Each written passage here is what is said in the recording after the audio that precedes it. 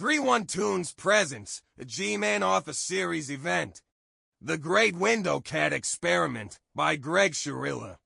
April 14th marks the anniversary of three awful fabled events. The assassination of President Abraham Lincoln in 1865.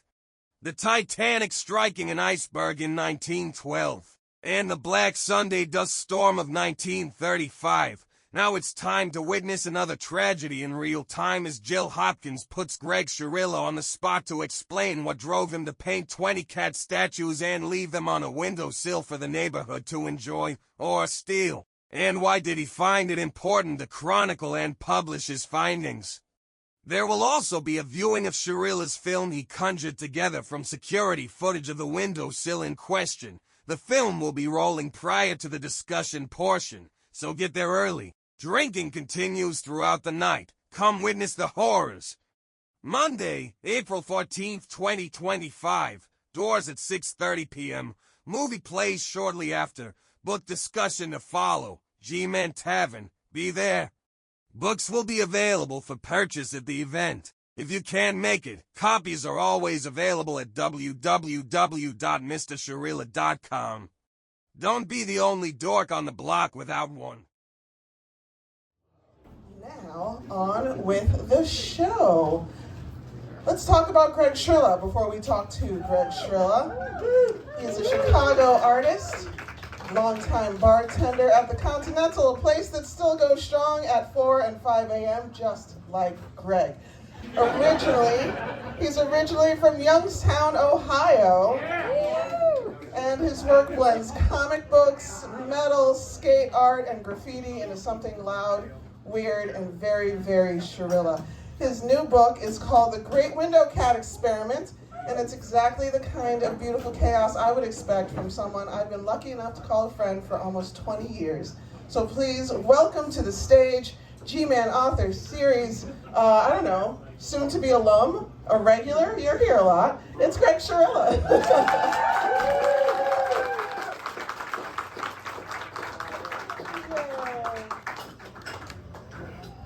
Hi, this is the part where we pretend we haven't been hanging out for like an hour and a half. Hi, Jill. Hi, Greg. I'm gonna do this. My mom is making me tape it. Hi, Mom. Hello, Greg's mom. Well, that's a good place to start. Let's go back to Ohio and think about young Greg. Okay. And because nobody starts with the Great Window Cat Experiment. Like this is, there's a path to get here. Yes. How did you decide that this was your thing, that you were an art kid? Art kid? I don't think I did. I think I just loved weird shit growing up. I was a little weirdo and didn't have that many friends. And then when I did remove down to Florida my junior year of high school, I found an art high school, and they taught me that art's something you can actually do. And it isn't just drawing in your bedroom or whatever. I mean, we hear way worse stories from teens in Florida. Like, this could have been a lot worse. Yeah, I hated Florida, but it sent me on a path to art. What set you on a path to Chicago? Because Chicago, I feel like at this point you are so ingrained in like all of our lives and just like Chicago in general. And it kind of feels weird to think about you in Florida with that much sun. Yeah, I only did 2 years there, my junior and senior year of high school, and then I moved back to Ohio for college. Did a 5-year program, and then I gave myself 1 year, and I had to be somewhere. And then a girl that lived in the same building as me made a deal. She wanted to transfer schools, and we're like, all right, if you find a school, I'll move to that city. And she's like, if you find a city, I'll find a school in that city. And then we both moved to Chicago. She lasted 6 months, and I've been here 27 years now. Wait, was this just a girl you knew? Like y'all weren't fucking or anything? No. So you moved halfway across the country just cuz with some chick you knew? It's like a 6-hour drive. It's still the Midwest. It feels like longer. It's not the most interesting part of the country to drive when you want to get out of Ohio, Chicago is right down the road. Fair enough. I want to talk about your previous literary works before we get into the book. Okay. I'm Working Today's series is one of my favorite things. Okay. If anybody's not familiar, and you happen to follow Greg on the social medias, and you are interested in where he will be on any particular night, you were really great at letting us know in a very creative way. How did that come about? Well, exactly that. You know, everyone just puts, I'm working here tonight, come on, hang out. And it's like, whatever. So I'm good at Photoshop, so I put my face on weird, awkward photos and tried to get weirder and had more fun with it and write little blurb stories about past lives and fake lives and alternate dimensions. And then when it was all done, I put it together in a book for myself, and then everybody was like, I want one. And I went, really? Yeah. And they sold okay. And there was 2 volumes. There was 2. Well, I did it for a long time.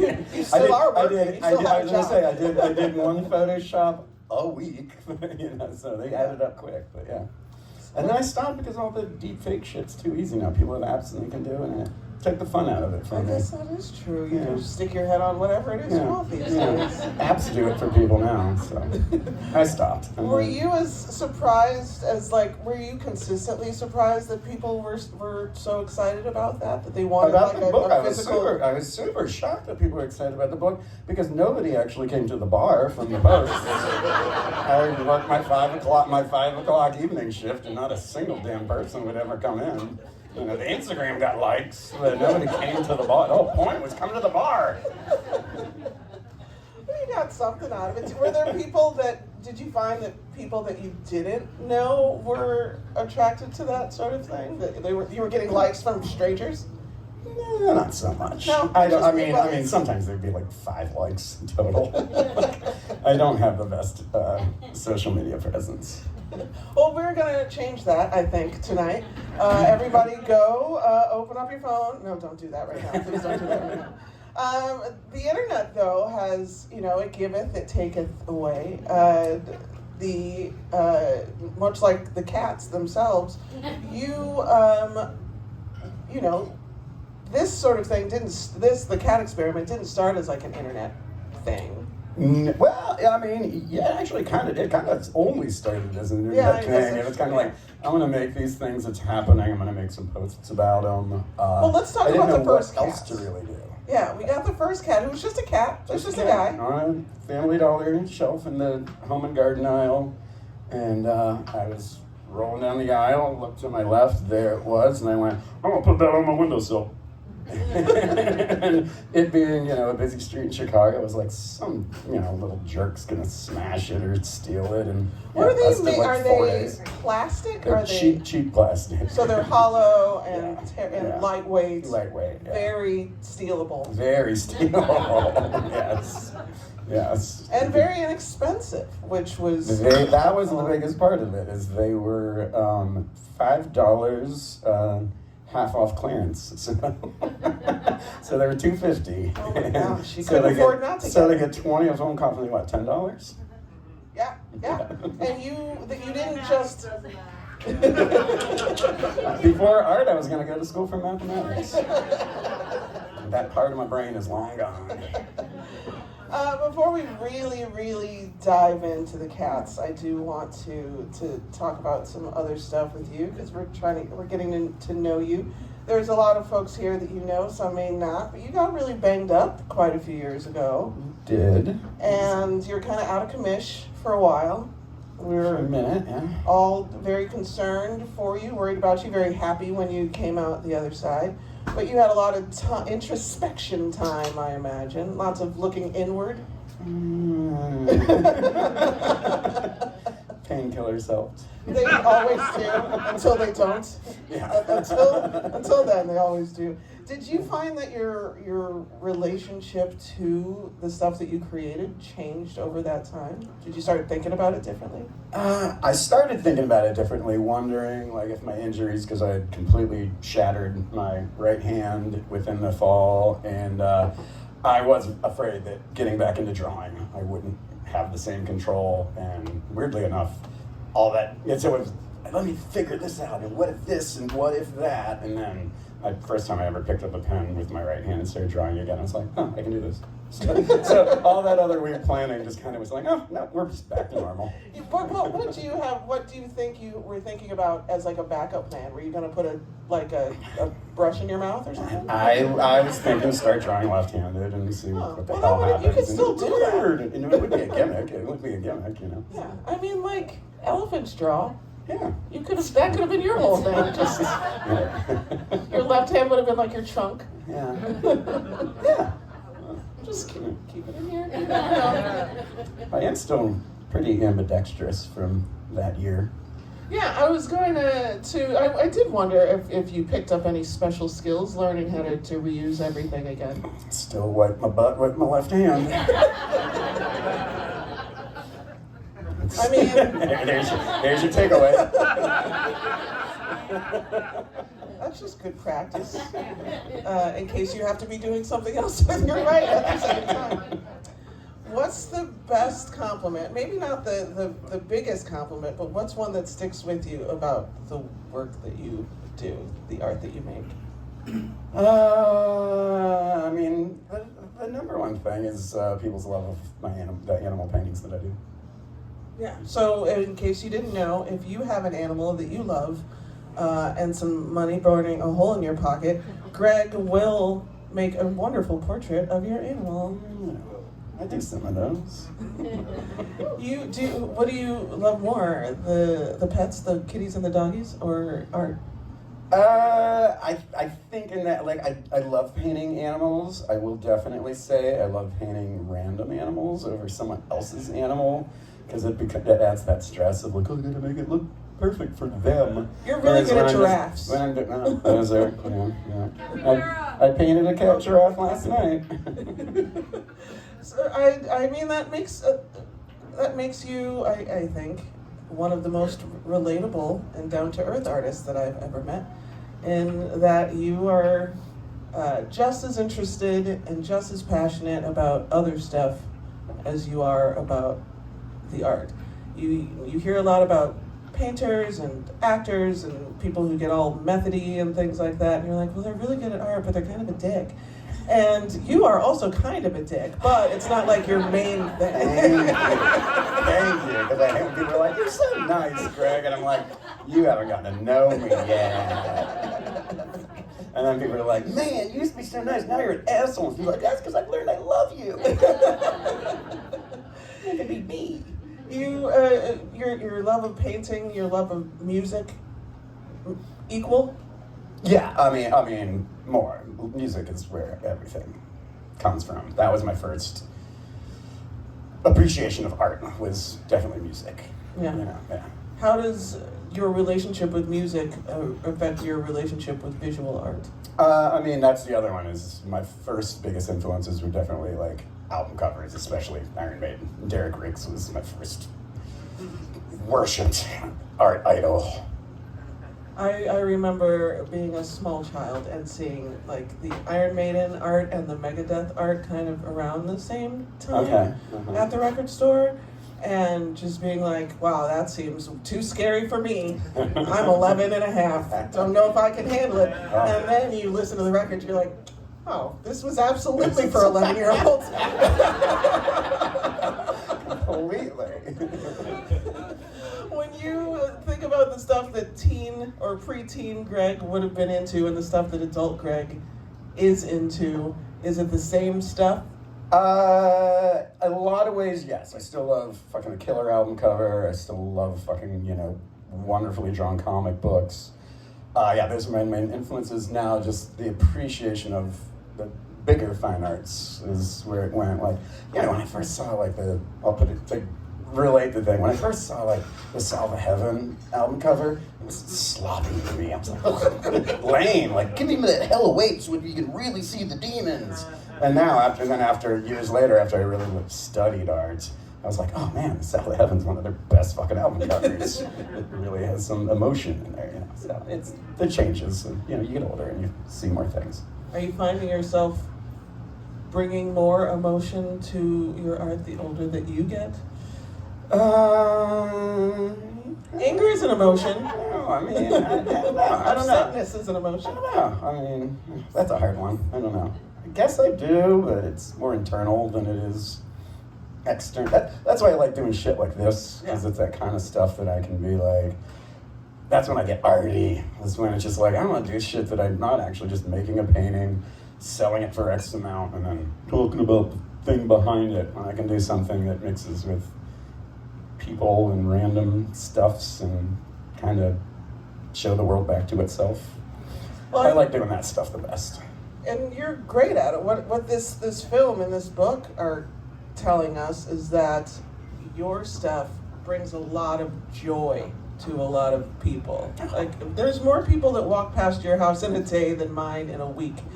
And almost everybody who was paying even a little bit of attention as they passed these cats smiled when they weren't smiling before. To people who were just kind of half staring at their phones walking by, all of a sudden are having a conversation about it. They're interacting with the statue. What were some of the more surprising reactions besides the actual theft that you saw from folks from your window cam? I think, the fun of doing all this and then reviewing footage is the interactions with the cats was great, but my favorites are just when you randomly catch fucking just people that happen to stop right in front of the house and are just straight up being themselves and have no clue that there's a camera and a weird fucking painted cat just looking down upon them. I currently just last week put out a little Zen gnome guy holding 2 joints on the windowsill, and my favorite one so far this past week was 4 dudes walking up right in front of the house, and one pulls out like a sandwich, like a Subway sandwich, and they all grab sections of it and share it with another, and then like high five and walk on. Like, it's just like, what the fuck was that? Why did that happen in front of my window? There does seem to be quite a bit of loitering in front of your building. I mean, a big part of it, and the other thing I really love watching is the neighborhood, because I've got my bodega just 3 doors down.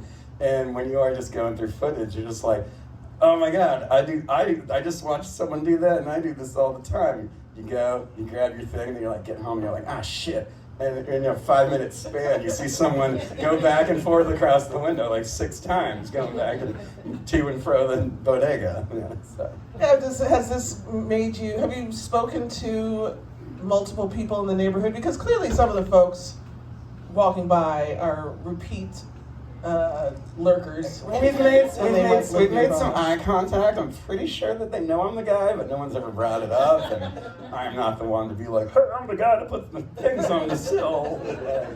But I will say, like, there's some kids in the videos, because this is, all happened about 5 years ago, and it's pretty wild over the recent years, or even the last couple months, seeing some of the kids and being like, holy shit, I think you drive now. So, the moment in time thing is kind of fun that I captured stuff, I mean, I think this would make me feel better about the neighborhood that I chose to live in. Like, there's a lot of kids, there's a lot of people walking their pets. There's still some good people in the neighborhood, but it's so whitewashed from the neighborhood I moved into 18 years ago. Are you telling me that the neighborhood where the art project about house cats is becoming a very white place to live? That's crazy.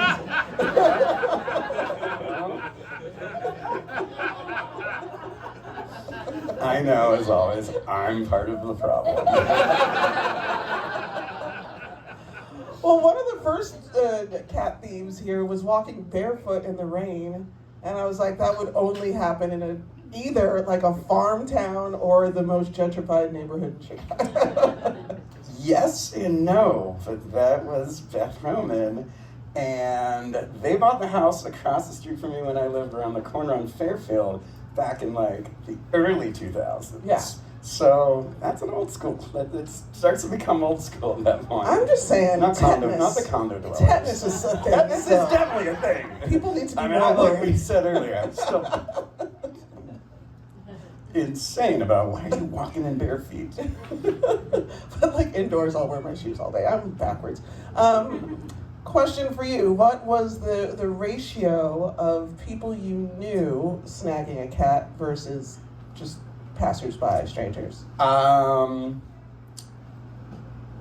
Large on the new scale, because I think a lot of people who knew me saw the posts that I would make, and essentially some people would be like, I want to buy that one, and be like, then go, it's not for sale, you'll steal it. And then they wouldn't, you know? And they'd be like, man, I'm so pissed that someone stole that. I'm like, you could have. You addressed me and I said, go steal it. You know, which a couple people did. Dougie's here tonight, and he brought the Ramones one. If you want to see one of the originals, Dougie brought his. He stole it, and that was another one. We spent a good 20 minutes at the bar because he kept saying, "I want it," and it took us 20 minutes to half an hour to be like, dude, it's a 10-minute walk up the street, go steal it. And he came back in about an hour later with a big ass shit-eating grin on his face. And you're like, yeah. I mean, that was a clear instance of the right person now has the right thing. That's why it was one of those few times that I really encouraged this theft, because I was like, this guy doesn't get it, you know, what's going on? I mean, you want, as any house pet, you want it to go to a good home. Yes. Yeah. With people who will love it and appreciate it. You ran the gamut here of just like pop culture references. Some would say that starting the thing with corpse paint, the book with the cat with corpse paint, and ending the book with the kiss cats, and Peter Criss was really just asking for it, honestly. He's already a cat. Between there, that feels like the reverse order of how most people appreciate heavy music. Like you start as a kid with liking the Kiss records, and then you evolve, I don't know if that's the right word, but your taste goes forward, and now you're really into like King Diamond or whatever. And in between, there's stops. There's the Ramones, the punk rock stop. There's the horror movie stop. There's the kind of pop culture, 80s nostalgia stop. Did you start off knowing that you would kind of run the gamut of pop culture, or did that just kind of happen naturally as it went on? The very first one the first one that was plain and wasn't even touched got stolen, and then the next one. So then I went to Family Dollar and bought a second one, and it was kind of like Well, you had to go to a lot of Family Dollars, didn't you? I'm gonna fuck with some people now. I went to all of them in town to get the full 20. It'd be like one here, two there, none at other places. But the very first one, I was like, corpse paint, I'll make it fucking evil, and just make people maybe a little taken aback from taking it, because people fear Satan. And of course, it didn't last very long at all. And then it was, after that, then it was just like, okay, this is on, and that's when I got all the other ones, and then that's when I just started a list of shit that I wanted to do, and, I think I put Gene Simmons in there. But then it was like, let's do the whole band. Let's do the whole band. And then as soon as that was an idea, it was just like, well, that's the last. I knew it out of the gate that was going to be the last four. Yeah. And they all ended up in the same home. That, I wish those folk would have been here so we could invite them up to tell their story of how they apparently stocked out my house on the last ones. So they got all of them. And then they started an Instagram? Started an Instagram page. There's a couple of Instagram pages.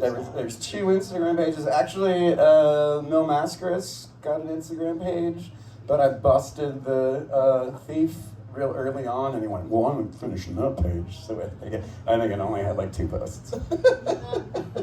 But did it feel nice to at least know where some of them ended up? Oh yeah, I mean that was a fun. There was a point where I thought, I'm going to put a show together. I'm going to recreate the cats for sale, and and I'll get the people that I know stole them, and we'll display the originals, collection of. Yeah. But after really finishing the movie, I was like, that was the show. This was the gallery show. The street was the gallery show. To put it in a gallery, I realized I thought demeaned what it really was. Yeah. And and then henceforward, essentially was when I was like, and let's make it into a book, and then I could have fun designing. Yeah. And the temporary nature of it, it's street art at that point. Yeah, exactly. And that's what I realized. This is what it really is. Yeah, it's public art, it's street art. How long did it typically take from like conception to placement for you to make one of these cats? It really depended on my mood and hangovers. Fair enough. Like, sometimes I'd have it made and just be like, because I wanted to get it, out by noon, I guess, just to have a start day, and then to be like, they'd be staring at me on the coffee table or whatever, and I'd be like, tomorrow. So sometimes they'd sit at my house for weeks on end. Did your actual cat have anything to say? We saw Arby's Jr. in the window taking in the scene, but not stopping any thieves. So, like, useless, really. But, like, did Arby's Jr. have some feelings about sharing his window space with... Not in that regard. When I first bought the 20 into the house, he was a little freaked out. His irony of cats. Why are you so obsessed with funny. me? It was kind of funny. Yeah. Maybe that's what it was. But these things got swiped by quite a few strangers with no fear of retribution or the law.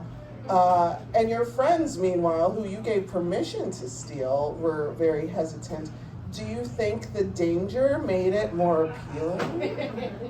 I can't speak for them. That was an interesting thing to me. Like, there's a couple times, like, one of the early ones when I first, after I was like, I think it was like number 5, when I finally put the cameras out. And there's a scene where the one dude's late night infrared vision, and he's with his lady, and he's like, and you could tell, like, you can put your own words in there. He kind of leans into her and says, like, I'm gonna take it. and it's awesome because she just nonchalantly goes and points right at the camera, and he straight up goes, and then they walk off. And it's just like, what did he think was going to happen, if he took it on camera? So some people, I think, saw or knew cameras and it freaked them out. Other people were like, what the fuck are you going to do? They didn't know you were just okay with that. Yeah. I don't know. I don't know. It's clearly small claims court. Yeah. It's like Judge Judy type shit. Like, nobody's going to jail. Yeah, they would be like, and how much did you pay for this cat, Mr. Shirilla? $2.50 plus applicable tax. Here's a 5. Keep the change. What's the shortest amount of time that it took for someone to steal it, and what's the longest amount of time? The longest was the COVID cat, and we were talking when it was playing earlier that I think people kind of did see it as this is a good message. Don't fuck with it, And it was better than those whole cutouts of Lori interesting Lightfoot thing. that people had in their windows. Way more effective. The shortest then showed up with one of the Kiss cats, and it was just under 6 minutes. And I did talk to the thief, and he straight up said that was not planned. We were passing and saw there was a new one. I jumped out. He had no idea if it was there for an hour or 3 days, and that's what he told you. It was 5 minutes and 50 seconds. But, what surprised you the most about the stealers? Some people were very sneaky. Some people were very brazen. Was there anybody who went about it in a way that you were like, what the hell? Who taught you how to steal? The worst one for me is the Hello Kitty one. Because on most of them, they had like my Instagram handle and the hashtag that I was putting on it. Sometimes I put a little message. And on that one in particular, I know for a fact I had put a message that was like, you stole this, fuckface. I was always make sure I fucking had my own insult in there. It's like, you stole it, you fuckface. Now do me at least the favor and tag me on Instagram and make a post. And the motherfucker doesn't even do it, but so much so, in the video, he picks it up, looks at the bottom and reads it and goes, and then walks off. And the best part is he also walked past it first and circled back. Then it's weird. That one pissed me off because there's no residual to it. Yeah. But if you were in a court of law, that proves forethought, and now it's not manslaughter anymore, it's first-degree murder. true. Now to go what you're saying on the favorite ones, my favorite ones were not the thefts. A couple times, my neighbor stole them and put them on his windowsill. I was going to ask you about that. So is that guy here today? Tim, are you here? No, he is not here. Okay, so let's talk some shit. What's that guy's deal? Tim he's been my neighbor since I moved into that house over 18 years ago. His wife is an amazing artist, and he's one of those too smarter than his own good people. So he's weird as fuck, and I love him for it. But yeah, he would stop me sometimes and be like, here's what I want to do. I wanted to do this. And I'm like, do it, Tim, that's the whole point. And so yeah, he would take him a couple times, I think it's the Quiet Riot one and the COVID one. Mm-hmm. He took and actually put on his windowsill. And that's where my favorite comes in, is when people saw it and reverse stole. They took it off of his windowsill and put it back onto my windowsill. And that to me was just fucking gold. That's how you know that people have been paying attention. Yeah, exactly. And that was just like, holy shit, they know it. One dude actually, I think it's the COVID one, he fucking grabs and he starts to put it on like the fucking westbound windowsill and goes, wait, no, that's the wrong one. Then he circles back and puts it on the right windowsill. Is that there's one where you were out of town for a while, but you still have the camera set up. And quite a bit of time, like it's your whole vacation. That was the Quiet Riot one. It was Rue and Todd picked me up to go on a little mini tour with them for their band, These Beasts. If you guys don't know These Beasts, go check them out. They were doing a showcase out in New York and had a small tour, and I was like, I'll hop in the van. And they picked me up. It snowed a foot of snow that day, and we were like, we win. But yeah, then that was one of the ones that my neighbor fucking stole and then brought back, and then he started fucking with it. That one had a whole saga, and I made the rule at the beginning of the whole thing: if it lasts a month, I'll put it on eBay. Yeah. And that one was a day away from being put on eBay, and a windstorm blew through and threw it off the sill and busted its head wide open. And that's the one that I still own. I was going to ask if you did yourself the favor of holding some back. That one broke, and in a Good Samaritan found it on the ground and put it back on the door stoop. And I was like, all right, well, this one lives with me now. You have the building that you live in, lots of apartments. You have this great little kind of gangway to the main entrance of your place. And you have had these great little art shows outside of your apartment building. The first one I think was like at the tail end of when we were allowed to come out of the house again. It was tail end of the pandemic. I would have to double check dates, but I think we were all still supposed to be inside. But I was like, we'll be outside, and I set up rules in the invite, social distance, and it was amazing how many people at that point really got it. Yeah. Like, everybody kept distance, me and a bubble, we called them bubbles, right? Yeah. A bubble of friends would hang out in front of my house, a couple times a week and get drunk, but then it was just like, let's do something. Well, also I didn't have any way of making money, so it was like, I gotta sell artwork, and the internet does kind of suck. And that was the best show I ever had. I sold I think I did 20 paintings and sold them all in less than 45 minutes. Yeah, it was great. It was also because everybody hadn't spent any money, hadn't done anything in the longest time. People don't buy paintings like they did. Let's get another pandemic happening. No, we'll just give you money right now. Jesus, don't say things like that. But no, I remember being so jazzed to see an invitation on Facebook that didn't have the word virtual next to it.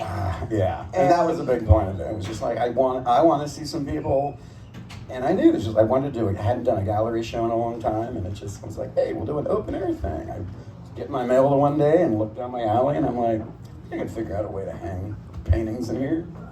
And you once again, you brought a lot of joy to a lot of people. We were all just so pleased to see each other in real life and to take in not just the outdoors, but like actual art. Like we'd all just been staring at screens for so long. I went on museum tours on the computer. I've been to the Louvre on my computer. Mm-hmm. I've never set foot in Paris in my life, but I could give you a tour at this point.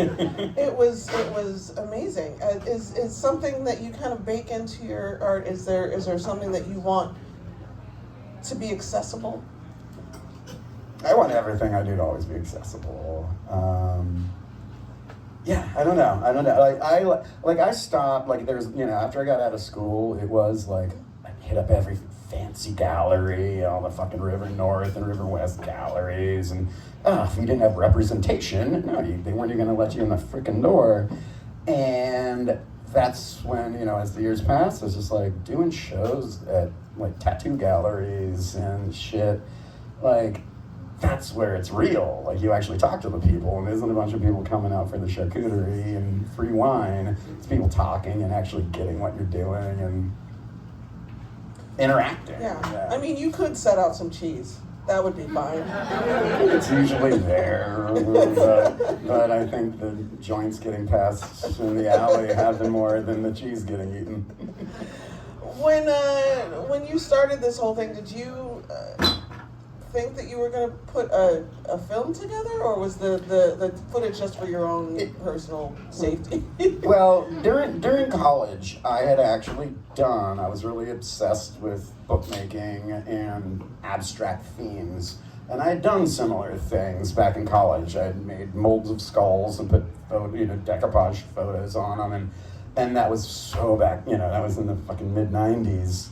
We didn't have all the technology we have now, so it literally was. I would just make the rounds each day and see how many days they would last, and sometimes people would smash them, and you'd just be like, oh, that's hilarious. I did another one where I built things and hung it in a tree and waited to see if weather or...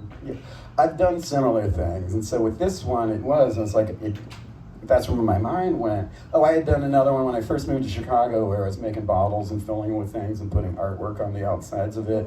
And that one I included a note and had a P.O. box that people could send me a gift or pay compensation or return it. It had like options of what you can do. I think I made 100 of those, and I think I got responses to 3. So it's like... But that's where this stuff always interests me, is just like, where does the standard public work within interactive art? Are they willing to write a letter and just put a stamp on it and send it to a person being like, I found your thing? And the answer is no, they don't want to. That's a bummer. Finally with this one, so it became easy when it fell in. I'm gonna buy these, I'm gonna do this thing like I've done before. Now there is this beautiful invention called the internet and social media and stuff, and it turns out people are still lazy. Even with just a couple clicks, they still don't want to interact. And it's like, you've already taken a picture of this thing. You've probably already taken a selfie with it. Just use the same thing. Yeah, people are all over social media, but they don't want to interact with strangers, I guess. So I don't know. It's weird, or they don't want to do it in a thought. I don't get any of it. Yeah, I don't like talking on the phone, again, that's so maybe it's the same kind of thing. I hate that too. I fucking hate it. Don't call us. We've never spoken on the phone. I don't think I know your phone number. It's in my phone, and I'll never use it in a real way. For texting. Yeah, for texting. That's about it. Yeah. What made you the happiest about all this? Because there was a part of this that was going through a very depressing part of just like the human experience. What was the joy that you got out of this? It's exactly what you just said. Actually, it was after putting it all together. It's just that weird, like when a documentary filmmaker is filming a band. They don't want it to happen, but when something bad happens, it means the documentary is going to be good. And for me, it was this weird thing knowing that I did this project, and then this global pandemic rolled in. And it's this nice little bookmark in time to show that we did things before, and then things got back to normal after. you know, and managed to just straddle that part. I think that's probably my favorite part of this. Like when I've done 1,000 re-edits of this movie, it's that COVID part that fucking strikes a chord with me. When you put out the book, and the first 100 copies have the DVD of the film, and also these great little inserts, these little like miniature postcards that are these great little addendums. Mine are all in the back of my book because it's, they fall out. Well, I didn't want one. I wanted one to be a bookmark, and then I didn't want to have the others just hanging out. They just keep falling out. Yeah. How were you able to choose which you wanted to spotlight on the inserts? If you not notice, eh? Oh, tell me. It is all the ones that I did not figure out who stole it. Those are all the ones that are still MIA. So that's why they are. That's why they are the missing child flyers.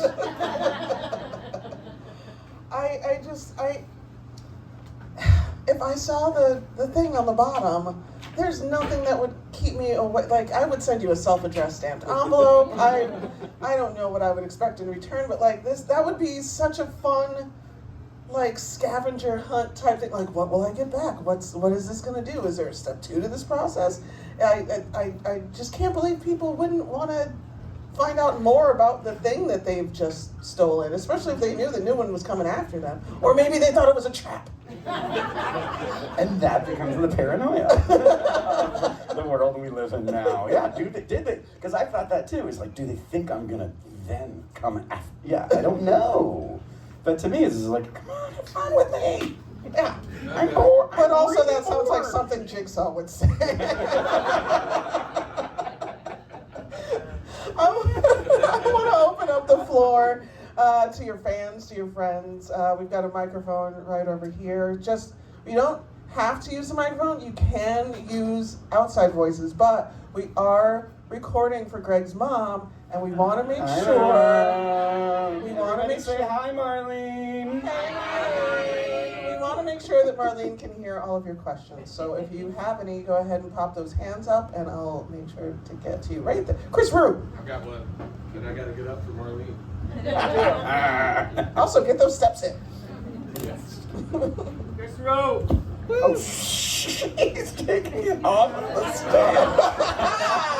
Hi, Marlene. It's an open mic now, baby. So, my question, first of all, my name's Chris, longtime listener of Greg's Rants. Every day caller at the bar.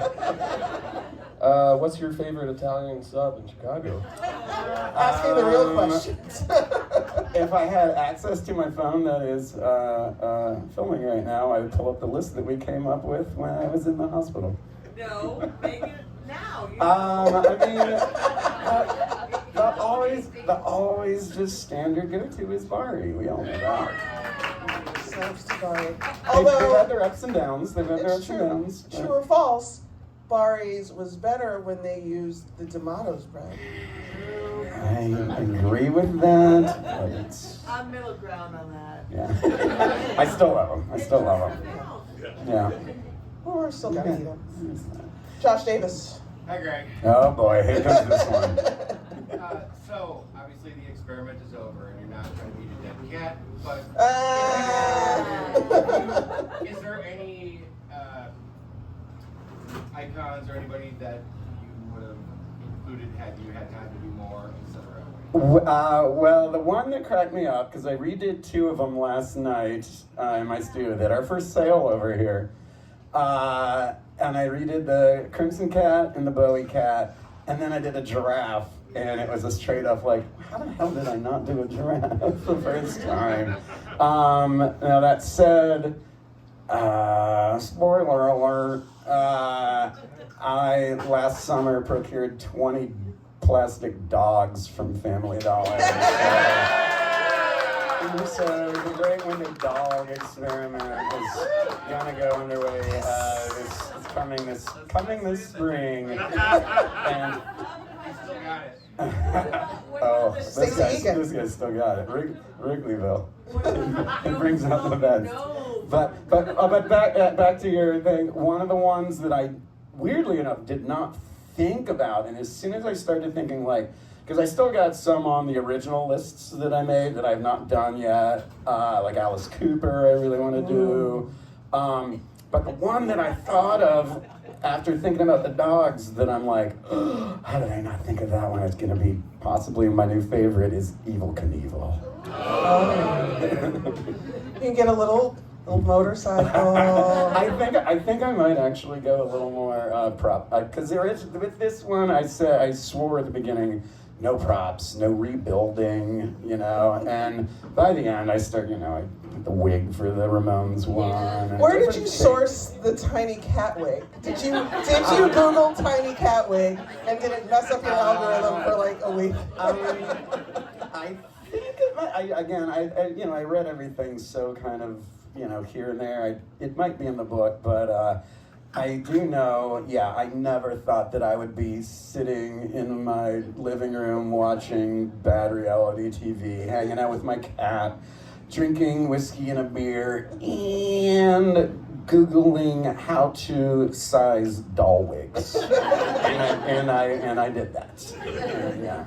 Was it harder than you thought to size a doll wig for a cat? It was doll wigs, so they told me that you can find them that tell you how to measure, what part of the cranium to measure, and weirdly enough, I got it and it worked out perfect. Just cut some holes in the top of the ears and everything was done.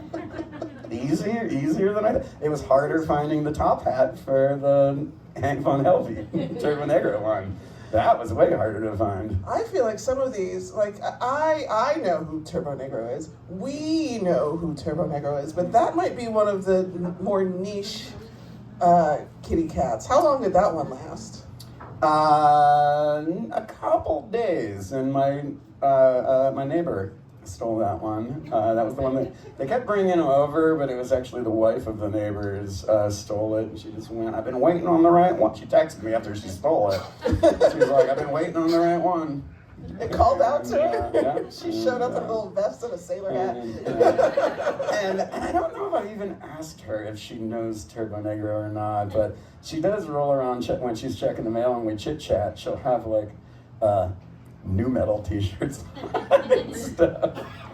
I mean, okay, so... FYI, she's a good 10 years older than me also, and wears new metal shirts. So. Well, that brings me to this question. You are friends with Wes Borland from the band Limp Bizkit, who is famous for his face paint jobs. Yes. Have you ever thought about making one of these of him? I thought about it with the cats.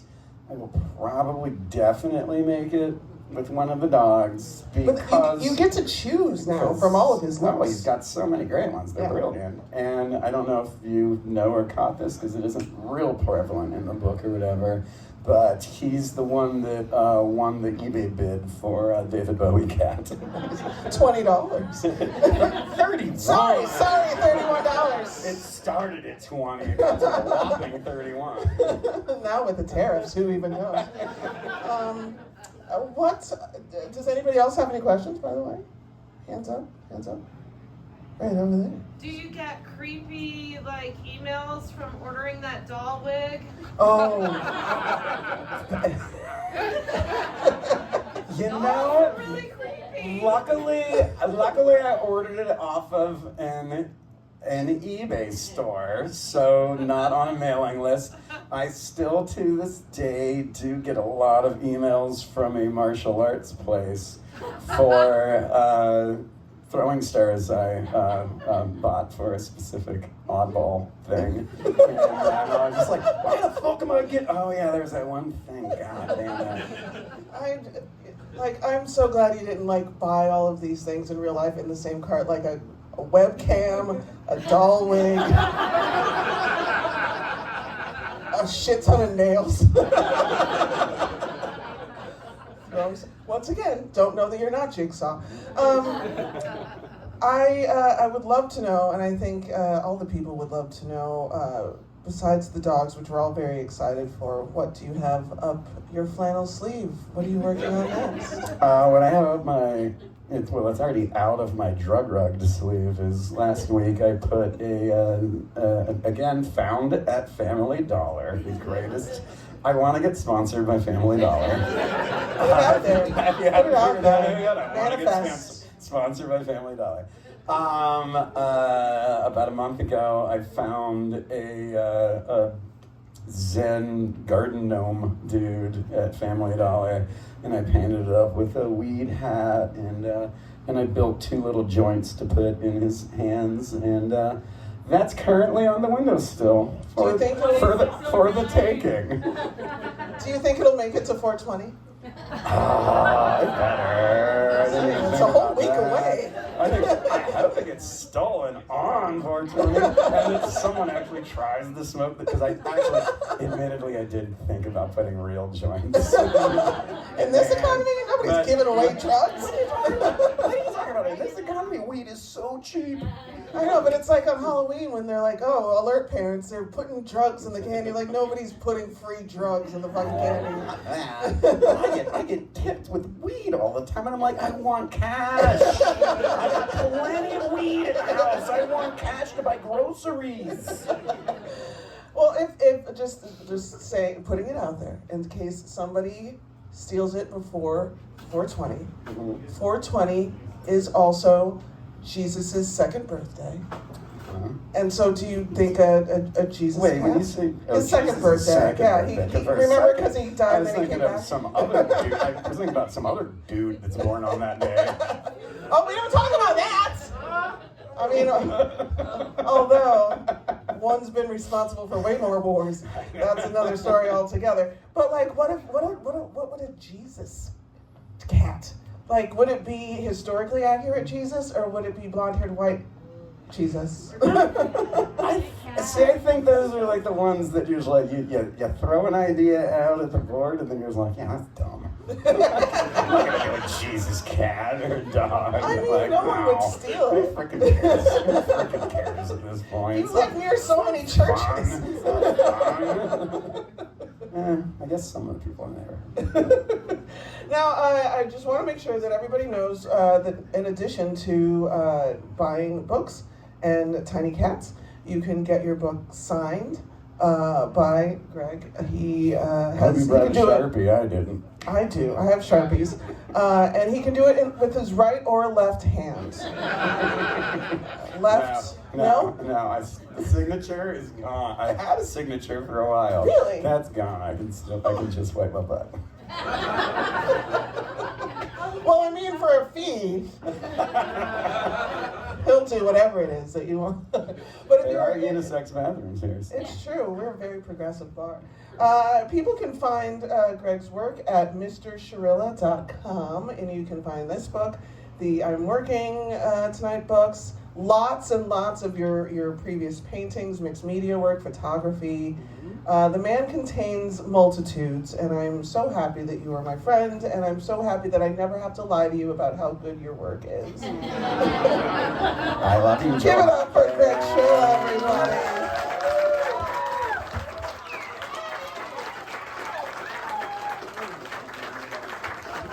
Now go and buy some books, enjoy some music, have some drinks. Thank you to Colin, thank you to Jose, thank you to the GMan. Go to GManTavern.com, get eyes on our concert calendar, and come join us again anytime. Jill made a playlist that I can't wait to hear, and I'm just going to restart the movie anyway, because it doesn't matter. It's just music.